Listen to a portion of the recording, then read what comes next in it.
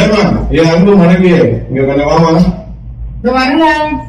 என்னங்க எப்பவுமே நீங்க துதிப்பீங்க, நான் வருவேன். இன்னைக்கு டிஃபரெண்டா நீங்க கூப்பிடுறீங்க, எதுக்குங்க? ஏன்னா நம்ம 2 பேரும் சேர்ந்து இன்னைக்கு துதிச்சு ஆண்டவரை புகழ்ந்து பாடலாம்.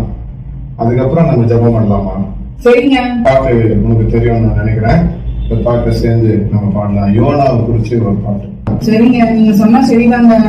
யோனாவை போல நான் அடித்தட்டினே, படுக்கை போட்டால் விடமாட்டீரே.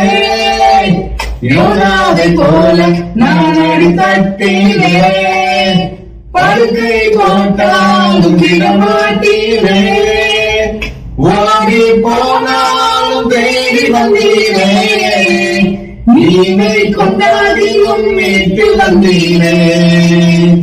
ஓடி போனாலும் தேடி வந்தீரே, நீனை கொண்டாடியும் மீட்டு வந்தீரே. என்ன மறக்காதீங்க, விட்டு விலகாதீங்க உங்க முகத்தை.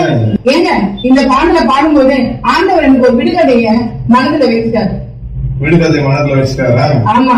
என்ன விடுகதை கேள்வி கேக்குறேன், நீங்க சொல்றீங்களா இல்ல வியூவர்ஸ் கரெக்டா பதில் சொல்றாங்கன்னு பாக்கலாம். பாக்கலாமே. உண்ணுகின்ற உணவுக்குள் ஒரு மனிதன் புறக்கை விட்டால் அவர் யார்? வியூவர்ஸ் உங்களுக்கு இதுக்கு ஆன்சர் தெரிஞ்சா கமெண்ட் பாக்ஸ்ல கமெண்ட் பண்ணுங்க. கண்டுபிடிச்சிட்டேன். கண்டுபிடிச்சிட்டீங்களா? ஆமா. யார் அவர்? அவர்தான் யோனா. ஆச்சரியமானவர்களே, யோனா. யோனா மீனின் வயிற்றுக்குள்ள 3 நாள் இருந்தார். அப்ப பாத்தீங்கன்னா எதுக்காக அவர் மீனின் வயிற்றுக்குள்ள போனாரு?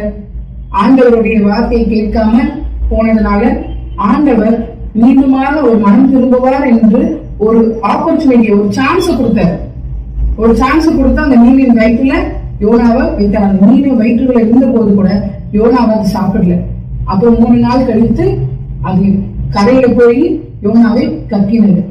அதுக்கப்புறம் என்ன பண்றாரு யோனா?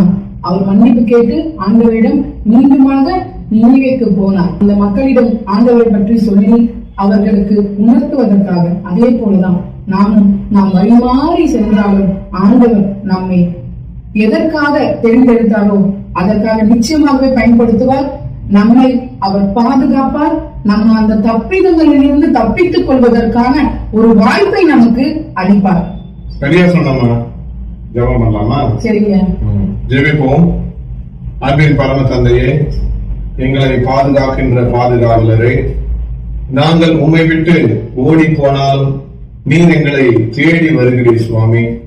எங்களை மீட்டுக் கொள்ளுகிறீர். எல்லாவித பொல்லாப்பிலிருந்து எங்களை பாதுகாக்கிறீர் சுவாமி.